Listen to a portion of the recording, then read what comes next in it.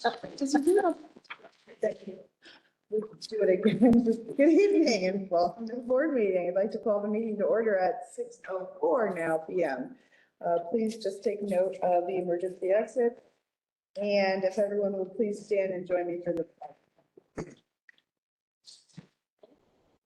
pledge of Allegiance to the flag of the United States of America and to the republic which stands one nation under God, indivisible, with liberty and justice for all.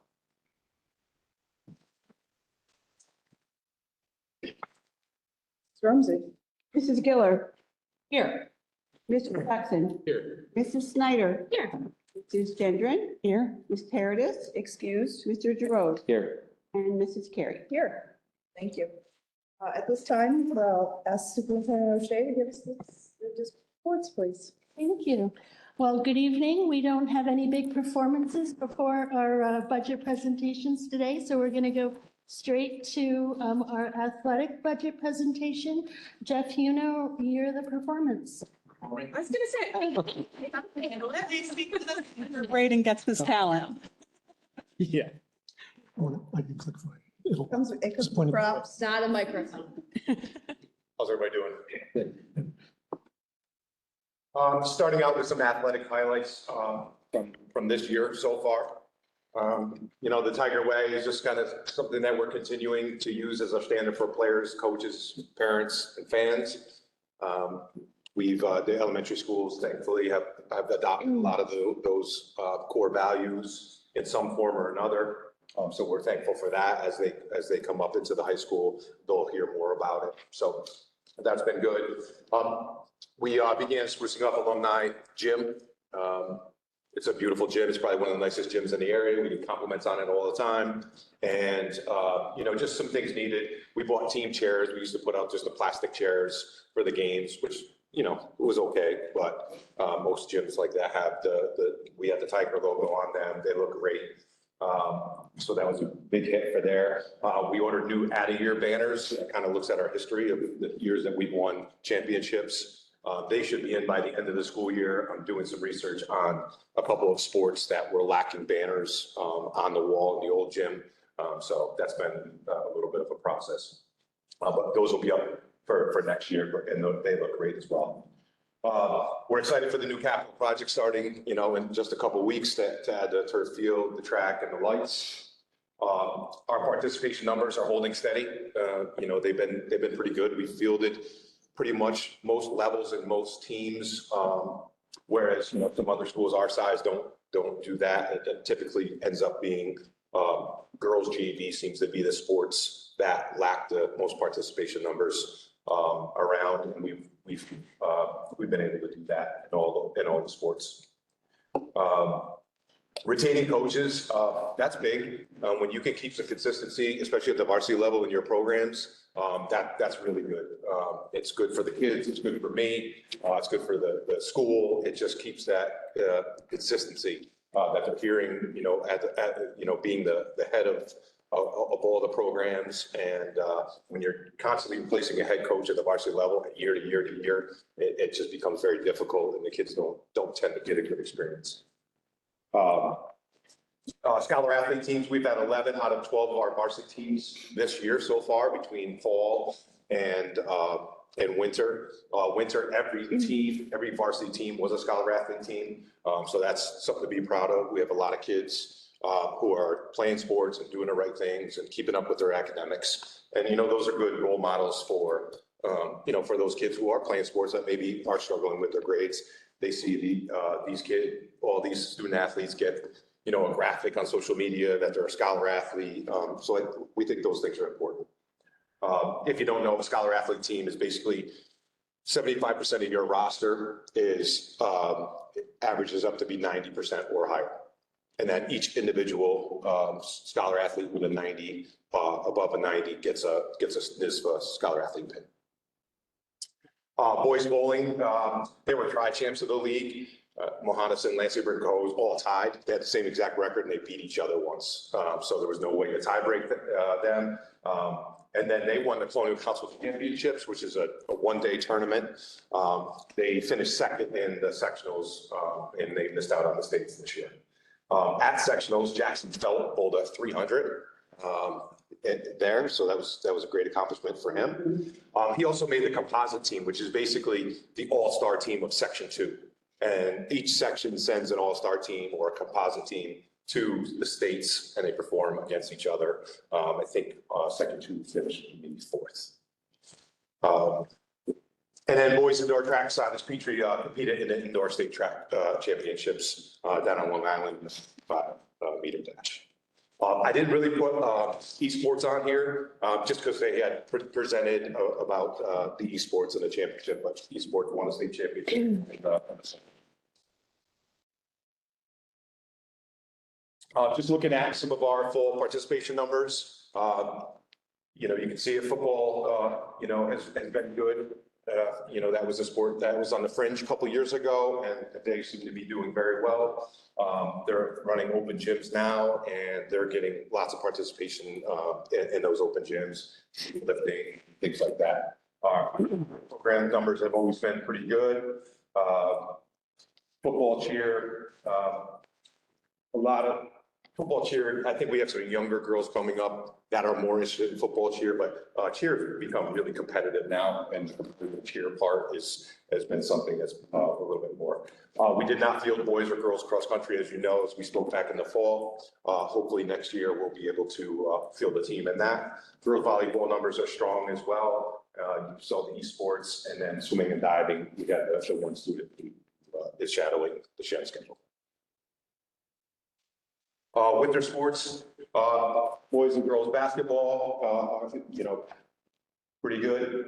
Their numbers were pretty solid. Boys bowling is a lot of students. We also kind of run like a off JV team for those 7th and 8th graders who tried out for the team, or even 9th graders that tried out for the team, but maybe couldn't make the team because you have to bowl in the top 8 as a 7th and 8th grader to be on the varsity team. We keep them and we work with them all year, so that's good. 7 at the girls bowling, believe it or not, is actually a pretty good number these days. Cheerleading, we ran our first JV competitive team this year. If you remember from 2 years ago, we had modified cheerleading at the, for boys, for basketball, and we felt it really wasn't beneficial. Those girls were probably getting 5 to 6 games to cheer at. That's it for their season. Whereas competitive cheer, they're practicing and they're learning all the stunts and things like that to then go to the varsity competitive cheer. Boys indoor track numbers pretty good. Girls have been coming up in indoor track. The girls program's kind of finding a little bit of a resurgence, which is good. Wrestling, we had the one student in varsity at the varsity level that was merged with Waterloo that competed. We had a female wrestler she was up and down about her attendance and things like that. And then Unified Bowling was our first season of Unified Bowling, which was a huge success. The kids loved it. They had a great time. Coach Terry Gendron just loved it. She was so happy that she did it. So that was a good first season. And then these are actually our spring numbers because we're a little later than I usually go for spring sports. Baseball numbers are solid. Softball numbers are pretty good. JV was lacking. We actually had two more JV girls added just in the last 24 hours. And modified is actually up to 18, modified softball. So we're trying to grow those modified programs, get those numbers. Are we taking too many? The coaches asked me, listen, we're trying to grow the program. We'll find a way for them to get some playing time on the field. Lacrosse numbers are good. Boys track is up to 40. That's really good. And the girls track is up to 26. That's really good. So when you have to take 2 buses to a meet, you're getting there, because that's what we started with, taking 2 buses back a few years ago. Unified basketball, we had 12. That's from last year, where registration's open now. That will start April 15th. And then esports, there's 18 students for esports in the spring season right now. And then just needs assessment, again, just sprucing up alumni gym. We need to fix or get a new scorer's table. We'll be working on that for next year. Continued uniforms are so important. just kind of continue to cycle out uniforms, and like kind of 3 years is that magic number. The white and teenagers, it's not great, when you get those back, so that's difficult. The good thing with the way we do uniforms, with the Under Armour program that we're on, it's called Armor Fuse. It's like high quality uniforms, but if I need, let's say, 3 jerseys get destroyed in the spring from the weather, softball, baseball, sliding. In years past, those are just done, or somebody's got to wear those. You couldn't just order, when you do stock uniforms, you can't just order 3 uniforms. You have to buy the whole set. Well, with the Armor Fuse and the program that we're on, we can just say, hey, I need 3 of these with this number. I give them the code that I use to purchase them, and we can get 3 jerseys. So we're able to do that for basketball this year because we had some that were a little rough, and at football, we've got a couple of jerseys that are pretty torn from the season. So speaking of football, just staying up to date on shoulder pads and helmets. We purchased 24 helmets for next year because we had that one large year in 2012 that I think dates back to the fire in 2002, where like 33 helmets were bought. So then in 2012, 33 were bought. So this year, 2014, they went out. So we don't want to buy that many, but unfortunately, it's a necessity this year. But as we go forward, we just want to replace with 6 to 7 each year because of the 10-year life. Shoulder pads are next. We have a lot of older shoulder pads, so just kind of cycling out 6 or 7. Sometimes you'll find a deal for you get 7 if you buy 6. So we look for those kinds of things. Just continue to work on weight room improvements. Weight room, as we've spoken many times, has been a big hit for athletes and non-athletes, just students who want to have a healthy lifestyle, and just adding functional equipment to improve our athletes. We ask for a coach's input. Hey, what do you need for your athletes? And try to add those things to our, maybe some cardio equipment is kind of the next step we want to go to. Continue to brand our facilities. The branding has been very powerful for our programs. Just elicits pride. We can't tell you how many people walk through the doors and just are blown away. Just had to play this past weekend, and I've run into it's people who went to school with me, and I hadn't been back in a while, and they walk through and they see it, and they're amazed. We had the 1973, the 50-year reunion.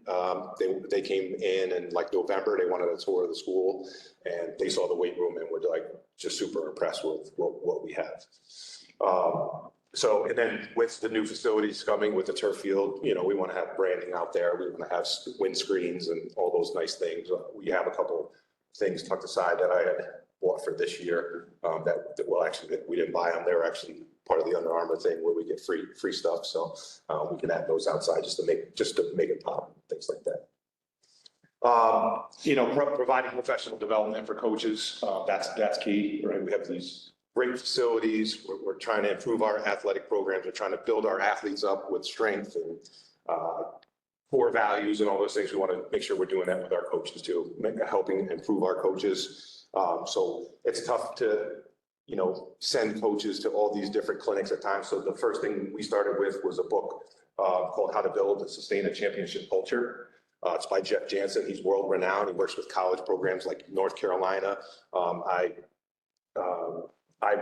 first started learning about him probably 8 to 10 years ago, and I read a couple of his books. I had a little email correspondence with him, and he suggested we start with that book. So we're doing a book study with about 10 coaches in the off season, and then we'll filter it down to the lower level coaches as well. I think that's it. Questions, comments for Jeff? Thank you, sir. Mark.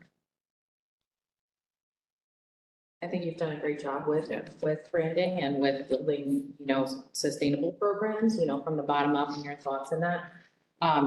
Because we do have this big capital project coming through, it'd be really nice for us to show our community the way that we're talking about with, this reunion class, some maybe before and after of people who don't necessarily have kids in a district anymore, but can see where their money's going and what they're doing to support us. So I encourage you to keep those posts coming and, can't wait to see what you got hidden away. Anything else? I just want to say a huge shout out on the weight room. You have kids who are 3-sport athletes and you have that 2-week break in between sports and they're like, I want to go to the weight room. Yeah. It blows my mind. Like it's such a great culture. So It really is. When you go, I use it as, pretty often after school when I can get in there and I see kids and you see them on a different level, right? It's not, it's just somebody else who's working out in the room. A quick story, we had a young man that came to school early in the school year and he just wasn't having it. He was having a terrible day. I was sent out to try to get him to class and it just didn't go well. It didn't go well at all. Our relationship wasn't good. I saw him like a week later and tried to mend the relationship and it didn't work. And then I went in to lift one day and he's on a chair next to me and he almost kind of broke his nose with an exercise. And I said, whoa, and I helped him and I showed him a couple of ways to do it. And now he sees me, he fist pounds me all the time. So it's just another way where staff and students can see each other in a different light, create relationships that will maybe, last or bring into the classroom and stuff like that. So I think that's really important too. So. Great job. And thank you so much, Jeff. Great job. So next this evening, Jim Stapleton, our Director of Facilities. Let me go ahead first, no problem. Okay, so finish up phase 1 of the capital project, the partial roof lancing to the whole long corridor, the kindergarten and UPK's, the old roofs on. Playgrounds, Harmony, it's good. Every Saturday. Capital outlet project at Lansing, that's the external railings, so now the building's ADA compliant again. It's district-wide paving, that's the circle at Harmony Hill, the front lot at middle school, and the side lot. One of the projects I'm most proud of is the clean sweep. Tremendous effort. We had chemicals stashed all over nooks and crannies of every building, and the crew pulled out as much as they could. It took, I think, a tractor trailer and a half to get chemicals out of us, anything. So, small number of people, but a ton of work on that. Move the office, or my office, downstairs in the basement. It's a nice basement.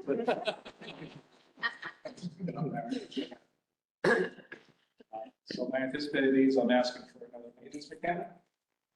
The crew does a great job. I'm always behind on preventive maintenance. Can't ever seem to catch up on the HVAC filter changes. And I think another person along the way will this accomplish some of the bigger projects that I like to take. Still do what needs to be done for the district.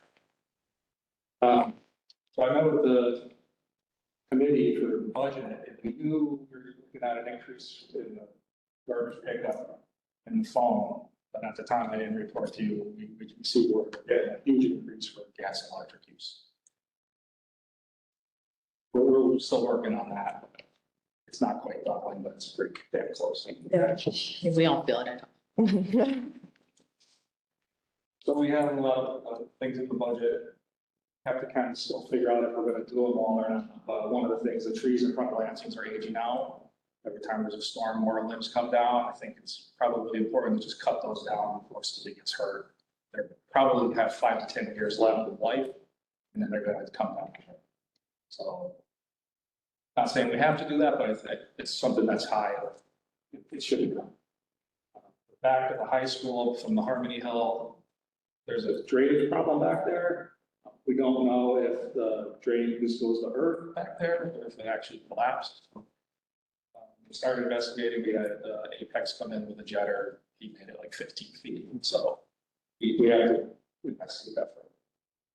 And then we just have various projects in the budget and signage, stuff that we say we're in our policies aren't necessarily doing yet, but we will. So the equipment that's in the budget is all the stuff that the crew uses. We have to have the washer go down a while ago. I still hear about how they had to do their laundry to get the rags. Top load washer is not needed, but it will be a spare that we don't have to go through that again. The camera snake can be used on the Harmony Hill, High School Hill. Those are a page out, I'm surprised. Garbage just doesn't sit on the ground when they dump it. That one is very good.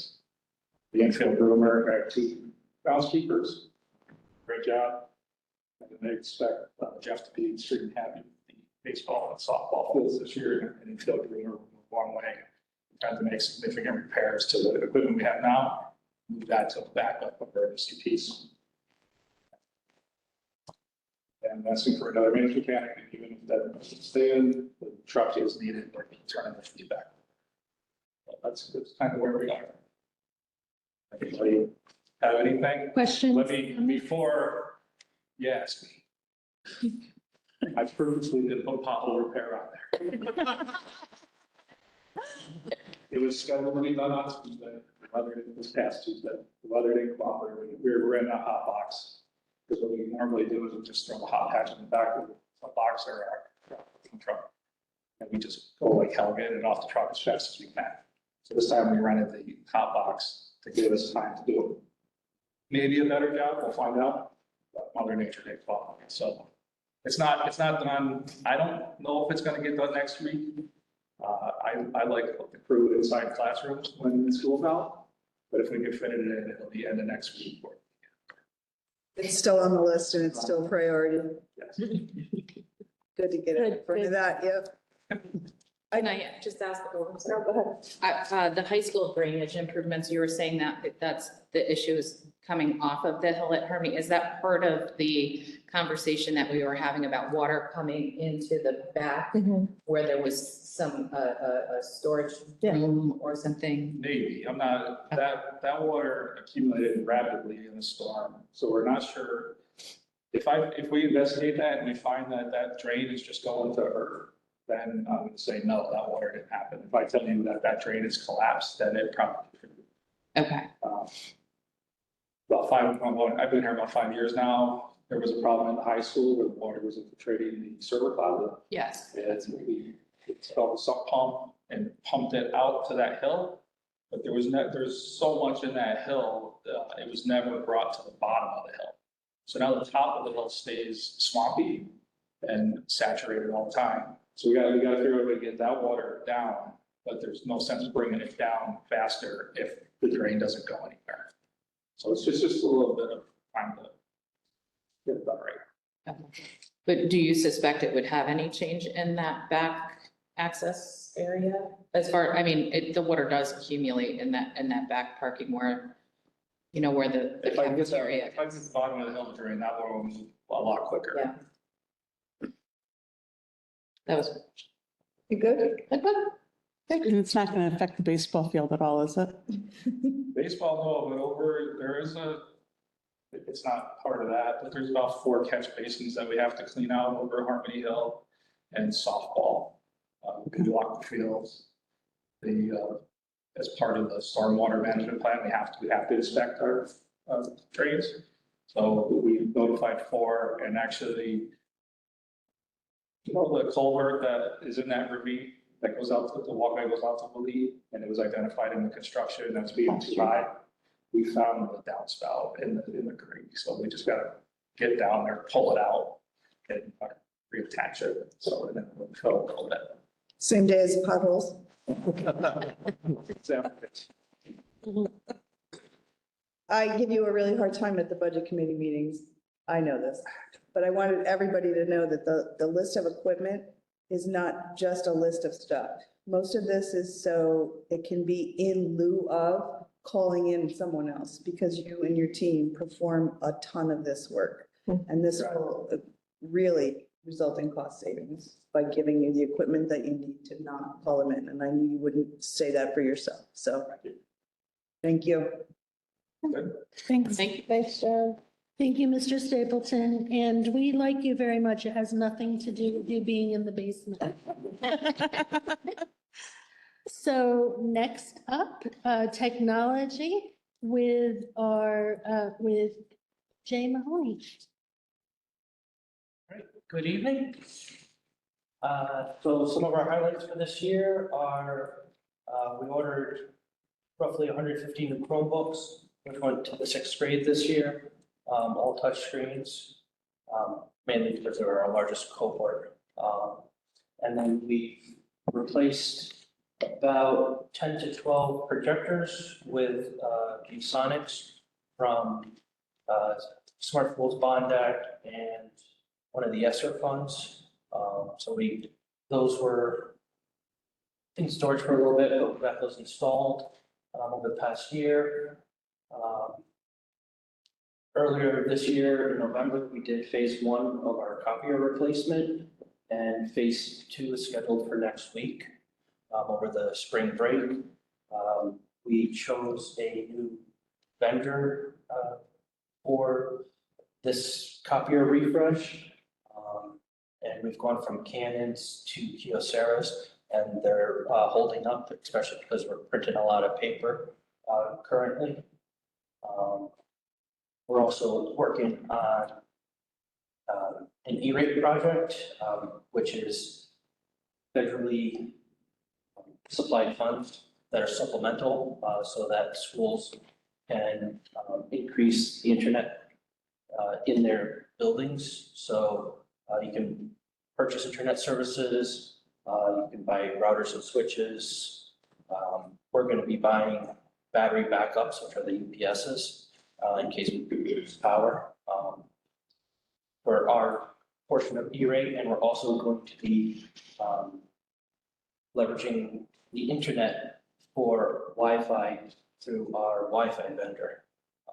Previously, we would have a server on site that runs the Wi-Fi, but we can move that into the cloud, and it gives us processing power of internet resources, but it also gives us some AI insight into possible issues that are arising so that we can address them. And if we do run into an issue, it gives us some feedback on different ways to address it. Myself and Tom and I have also been working on improving our documentation for our processes and standards, so that if I'm out or he's out, we have something to reference in case, so that it's not just one person knows how to do a certain thing. We have a business continuity. And then we also, over the summer, worked on the board policies pertaining to technology.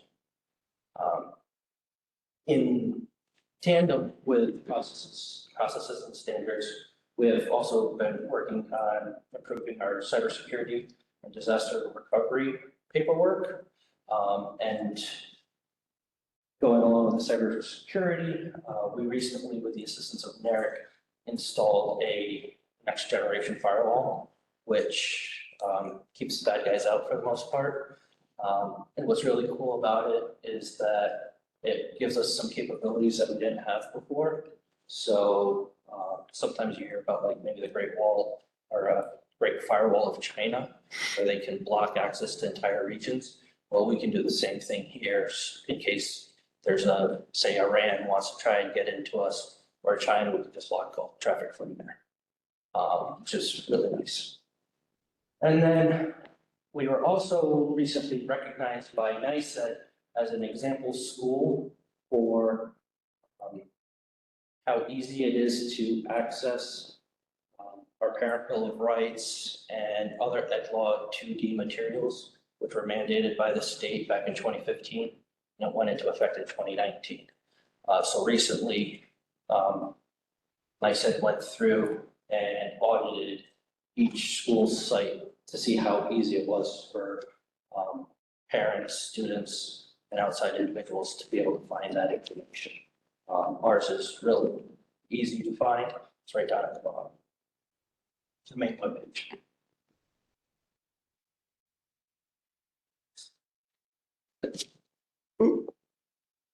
Thanks.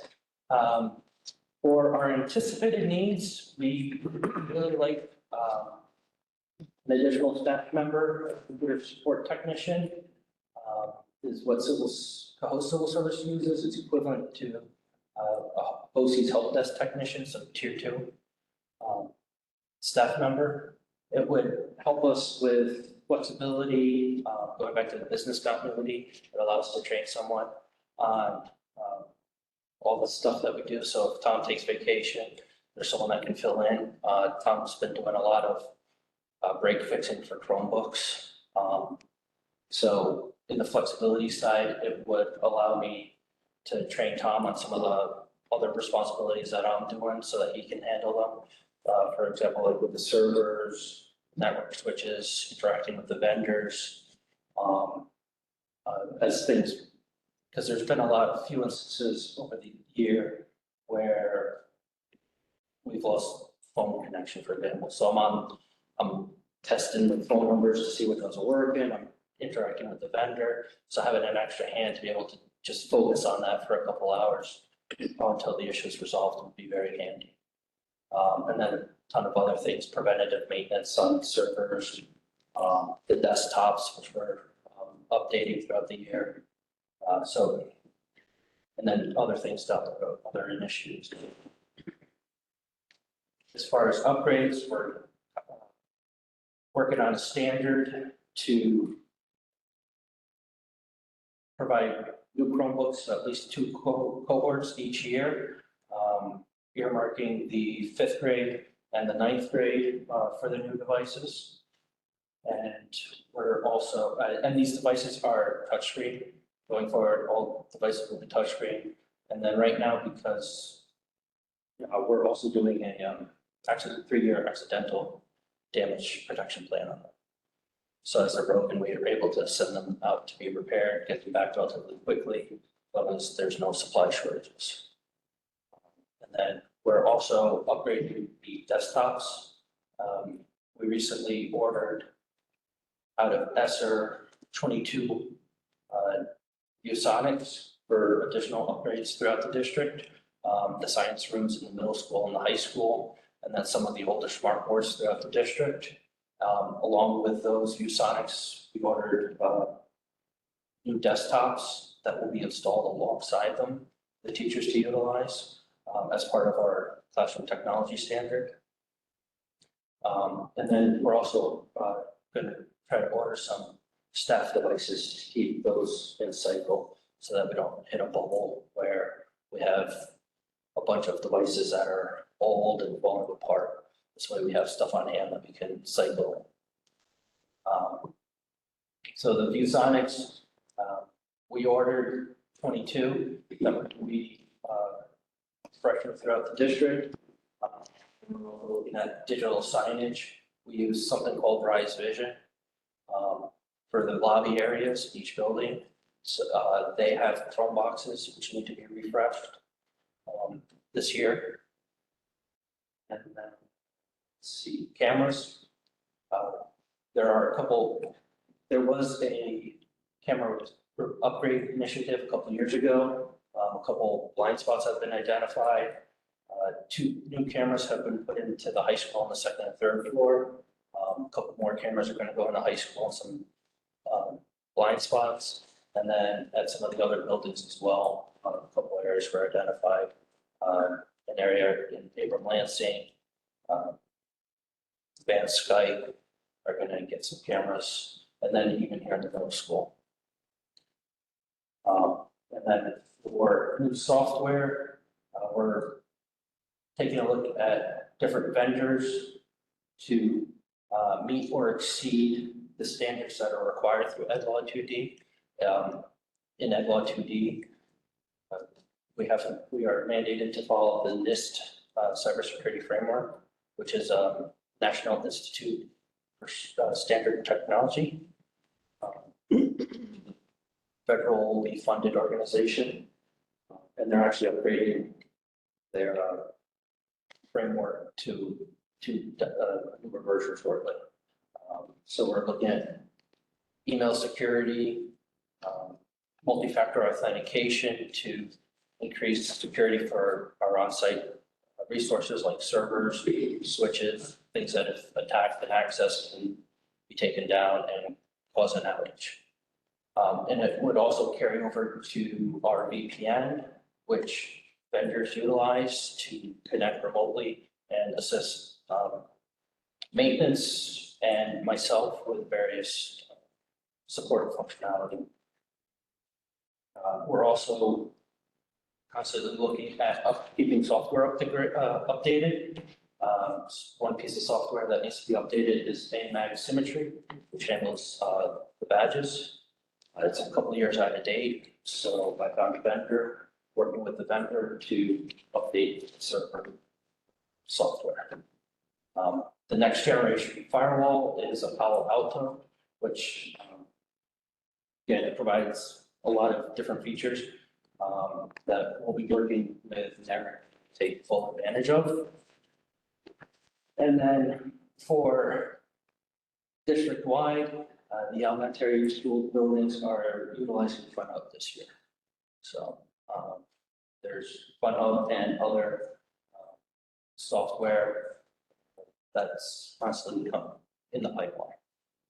For example, we just got access to Canva today, which is free. So we don't have to pay for it. It's free. I'm constantly looking at technology that will improve student learning and interaction in a classroom. Any questions, comments? Thank you very much. Thank you. Just so you don't think that Jim is all alone, PJ's in the basement as well. So, next up, special programs, Erin Hill, Director and Assistant Director, Karen Renessi. So our highlights, it looks like kind of a short list, but as you know, special programs is a lot about compliance. And we take that very seriously and we are extremely compliant. So we spend a lot of time and energy working on that. In addition to that, this year we have started a new integrated UPK classroom for 4-year-olds at Avon Lansing. We're working with Achievements, so they provide the special education services. And it's a nice addition because it allows some of our students with more significant disabilities to remain in the district, and possibly even transition into kindergarten at their home school, which is nice. It's very helpful for them. So that's something we're excited about. We started music therapy enrichment with 2 of our K-1-2, the 2 classrooms with students with most significant needs. This has helped to increase verbal language, eye contact, student participation. The students and their teachers love it. What's great is that the teachers and the aides participate with the students. So they're learning strategies that they can use throughout the school day in their classrooms. So it's been really great. So as well as helping children in the classroom. Peggy and Stacy and I have been working with our counterparts in Green Island, Waterbury, and Manans on a consortium, the Riverside Consortium, where we can work together for special education services and sports. So Green Island is going to have social emotional learning classes. Manans is going to have autism classes. It's going to have functional skills classes, and Cohoes, because we already have a bunch of those classes and we can't make any more because we have room, is going to be the friendly neighbor who takes advantage of all those services that they have. So we are not going to be having an older elementary behavior support class next year. And now instead of having to look for an out-of-district placement, we can put them on the Green Island list and they will be going right to Green Island. And so we're working right with our friends here. So there are going to be more openings. It's going to be shorter travel for our students. It's really more like being at home than having to go to Prestar and be in Maple Hill or be in Schenectady in a program.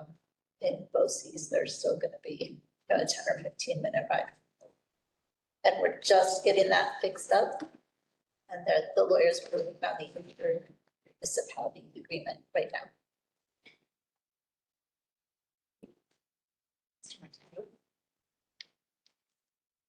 Before we talk about these numbers, they are roughly the same as the numbers from last year for special education, which Karen and I were super surprised about when we looked at them, because everything this year has felt so hard and so big and so fluid.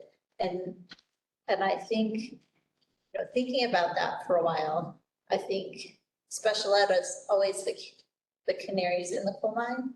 And we've heard our special ed colleagues all year saying, you know, I can't believe it, kids know things, they come in and they're like 2 grades below. And, you know, so whenever that's intensified societally or community-wide, then special ed is what rises to the top and is particularly out of place and out of how it was previously.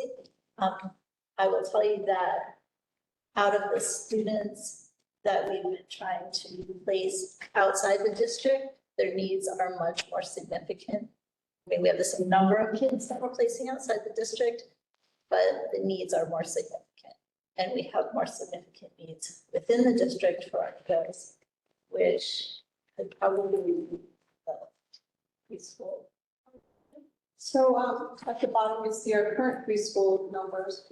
Our 4-year-olds right now in self-contained classes, we have 12. We have 8 in integrated classrooms and 9 receiving related services only, so speech, OT. Our 3-year-olds, we have 6 in self-contained classes and 3 in integrated classes and 10 approved related services. So I know the last 2 years, our numbers have just exploded for preschool. So last year at this time, where now we have 12 self-contained 4-year-olds, last year we had 15. Right now we have 8 in integrated and last year we had 4. Now our 3-year-olds, with having 6 in self-contained now, last year we had 12. So that's good news. 3 in integrated now, and last year we had 5. So while those numbers aren't quite as low as I would like to see them as they were 3 years ago, they're so much better than they have been the last 2 years. So I'm confident that we're headed down the hill now, and we're going to start to see our students with significant disabilities in preschool hopefully decrease pretty significantly. And for the record, the students who are placed in BOCES or private special ed school, we have students in over 30 different school placements, and we have 40-ish at least kids, a little fewer more than 40 kids. And then the students placed parentally or legally includes charter schools. We have 10 charter school students with IEPs, and they are in 6 different charter schools. So even though they're not with us, they're a lot of maintenance to be chasing after them and finding out where they are. So whenever anyone comes in and they're talking about the charter school, we try as hard as we possibly can to let them know that we're the better option for their student, because I think we are, and also because it would be so much nicer for us and for them if they were. And I have not met one parent in doing annual reviews and parents getting information on their students' levels since they've come from a charter school to us. The parents are thrilled. They wish they had done it years ago. Their students are making so much more progress with us getting our services. So it's somehow we need the parents to spread the news that this is a great place for the charter school kids to come to.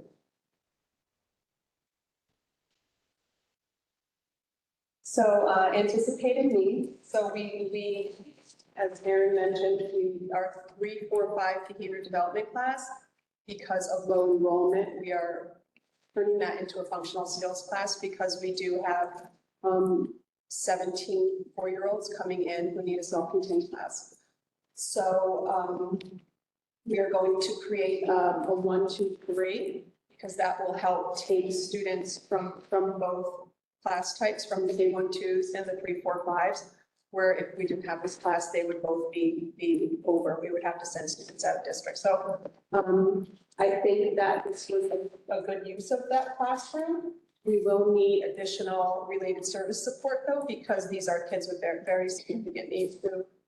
Many of them are getting 5 times a week in speech, 2 to 3 times OT and PT. So we are looking for a 0.4 in this year's budget. We were approved for a 0.6 for last year when that big group came in. Unfortunately, we weren't able to fill it.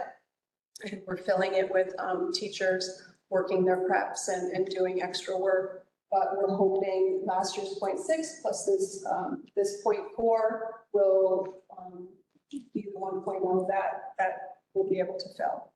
We're also needing a 0.4 PT and a 0.5 OT or OTA because both of our OTs are certified occupational therapists. So it's possible we could have an OTA or in conjunction with them to meet our students' needs. So in case you're not familiar with special education jargon, an OTA is an occupational therapy assistant. So they're not registered and licensed and they can't claim for Medicaid and they need to be supervised. So since our two occupational therapists now are registered and certified, then we could just have an assistant instead to meet the daily needs of us. We are looking for 1A. We have a lot of students with a lot of significant disabilities coming in, and you don't really get to know them until you get to know them.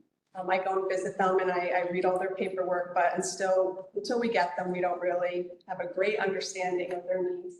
So in past years, we've had to ask for safety reasons for more support for our more significant students. So we are asking for an aid. We do have some aides this year who we won't need, so we've taken that into consideration. For supplies, we're looking for some money for classroom supplies for that new functional skills class at Harmony Hill. There is a classroom currently, but it's for students in grades 3 to 5, and those students are pretty much at grade level. It's really their behavioral needs that makes them need that smaller classroom. So we really do need specific materials for students with autism, students with significant developmental delays. Desks, chairs, weighted blankets. So that's it. Any questions? Comments? Thank you very much. Thank you very much. So that concludes the presentation portion of our meetings involving the budget. At our next board meeting, we'll highlight all the needs, the requests, and then based on budget committee meetings, we will share recommendations based on the return of investments, but we'll show needs versus, with the amount that we have in the budget, what we feel we can support. And then there'll be some time, Stacy, at the following meeting for deliberations, if needed, or at that meeting? At that meeting. At that meeting. So at that meeting, we'll also have time for deliberations. We'll make sure that, you have the information well in advance. Stacy's going to be sharing some information with you tomorrow. And Stacy, do you have anything to add? No, so the line item budget and the return on investment summary will go out with the weekly update. So you'll be able to see at summary level, basically what'll be presented on April 10th. And then you act on the actual budget on the 24th. If you feel like we need time in between, then we can always do that. Thank you. Do you want me to talk about the audit committee meeting? Yes, please. So the audit committee meeting will be April 16th. I need to send out an updated invite because evidently I had you there a day early. But it is definitely the 16th, and that's what was communicated to the auditors. We won't need to, we have on tonight's agenda, we're acting on the RFP. So we had 2 responses. Our current auditors were the lowest, and we've been happy with their services, so we don't need to discuss that. But we will be meeting with Wolf. He'll have the annual risk assessment. I've asked for him to give that to me as soon as he has it. I'll share it out as soon as I receive it. And then our district responsible will go over that. And then also we'll have John DeMel, who is our claims auditor, and we'll have Cindy Muzio, who is our deputy claims auditor. And they'll talk about their processes, and I've given them some special projects this year because we have all new staff. So I've implemented some additional controls. So we'll talk about that and how that's been helpful with the new staff. Just so you have an idea of what we've been doing there. So also on the agenda is the proposal to undertake the capital outlay project. So if we could just explain that a little bit. It is type 2, which is likely not to have adverse environmental impact. That's what the type 2 is.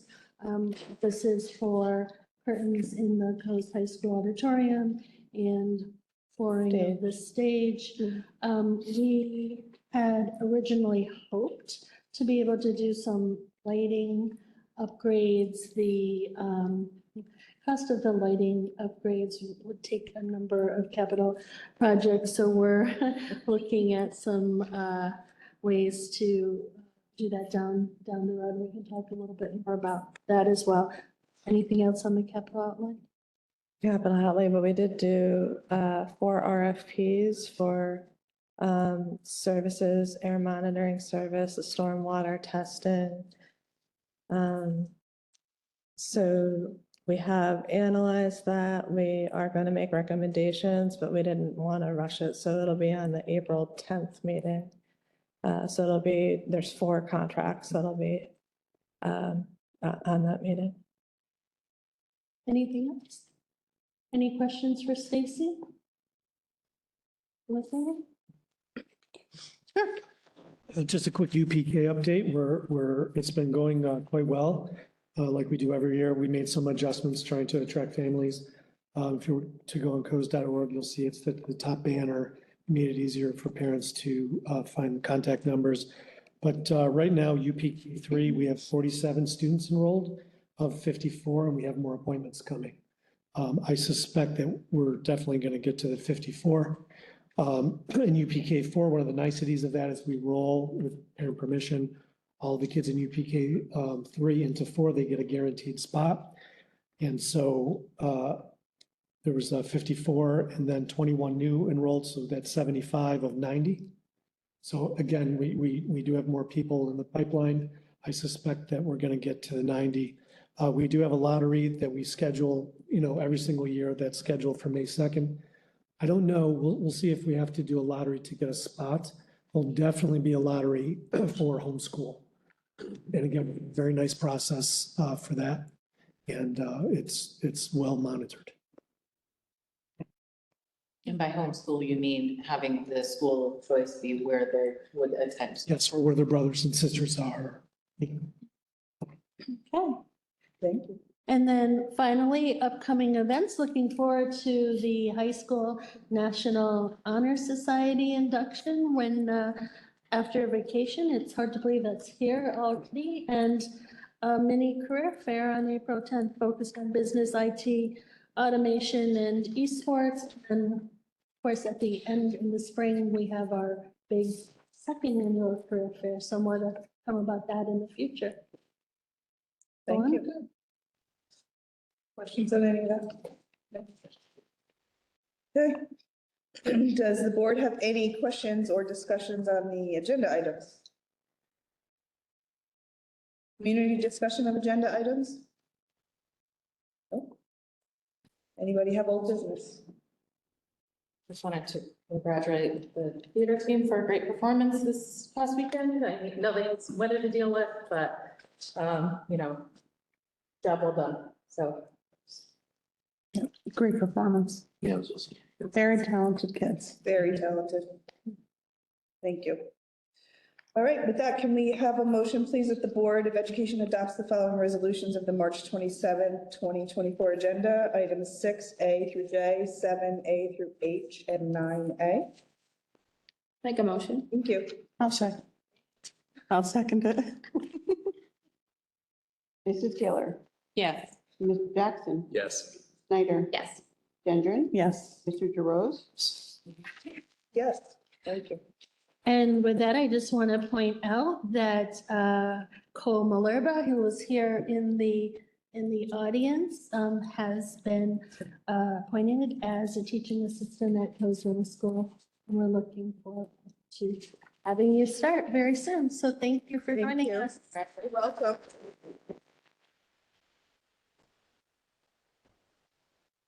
Can I say something to, Katie? I saw, I don't know if you're gonna mention it, but I saw the news, Mark in Harmony Hill with the dog. I forget. Rosie. Rosie. I forget. See. But I know, so we all watched it in the house. It came off well. It was awesome. Spot, yeah.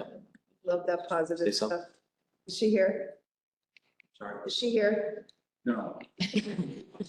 Certificate for Nice that you look around them. congratulations. She's awesome. She's been a great addition for the last decade. We all love her. Thank you for allowing her. Pleasure. Thank you for that. Any other comments on non-agenda items? Questions or statements from the audience? None? All right, our agenda tonight had the first reading of two policies, 9260 and 9320. This will have second reads on the next agenda, second reads and adoption. And dates for future meetings, April 10th, busy budget meeting, April 16th, the audit committee meeting, and April 24th, regular board meeting here at the library at 6 p.m. Can we please have a motion to enter into executive session at 7 p.m. to discuss matters leading to the appointment, employment, promotion, demotion, discipline, suspension, dismissal, or removal of a particular person or corporation, and to discuss negotiations with the Cohoes Principals Association? Make the motion. Thank you. I'll second it. Thank you. Mrs. Giller, Yes. Mr. Jackson, Yes. Mrs. Snyder, Yes. Mrs. Gendron, Yes. Mr. Gerose, Yes. Mrs. Carey. Yes. Thank you. We don't expect to reconvene out here.